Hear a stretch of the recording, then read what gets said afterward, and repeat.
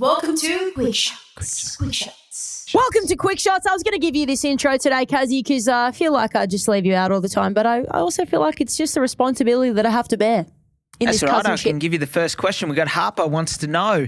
You keep talking about all these migrants coming in. Where are they? I have been wondering the same thing, Harper. Where are these people? I've got to wait 20 minutes for my coffee in the morning. No one can employ anyone. There are heaps of visas going through right now. Sorry, I don't have the actual number offhand, but the processing time for all the visas is taking forever. Can I just say, the irony of this is, it does make me laugh. The visa office doesn't have enough employment. Oh, jeez. There is so much irony in that. That they don't have enough employment to bring in the employment from overseas. The time it takes today to process 75% of our sponsored 482 temporary skill shortage visas, that's the very specific one that we need desperately, is now up to 73 days. That is ridiculous. So pre-pandemic, cuz, it was about For 8 days. sponsored people, they've already got a job lined up.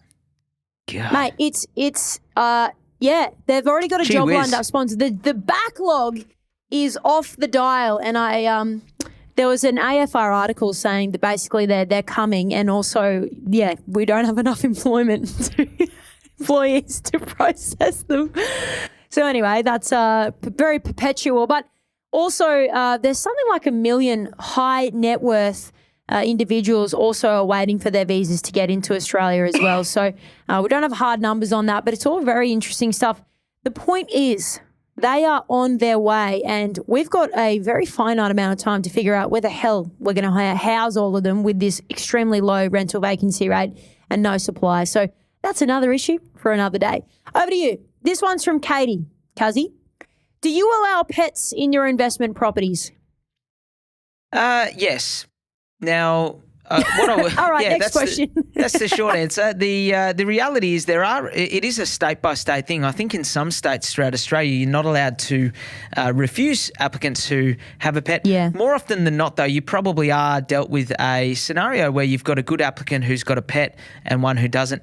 My view has always been that I think roughly 40% of renters, is the data that I've seen, have pets. So you're ruling out a significant portion of the tenant pool if you don't accept applicants who've got a pet.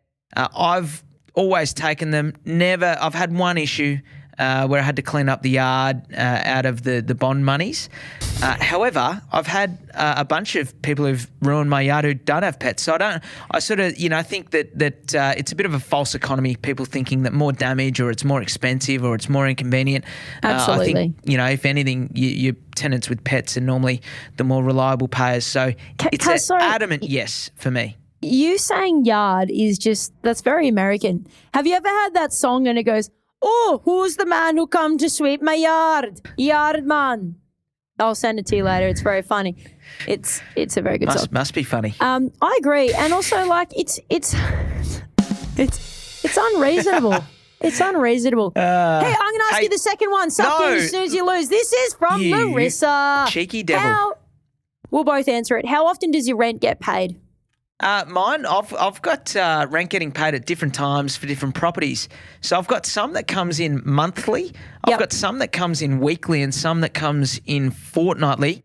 I always tick the box to get it paid as often as it comes in. Yeah. And most property managers these days with their software systems can do that. It used to be that you'd have to get it monthly because that's when the property managers closed off the accounts. The sooner and the earlier and the more frequent, the better, in my view. What do you think?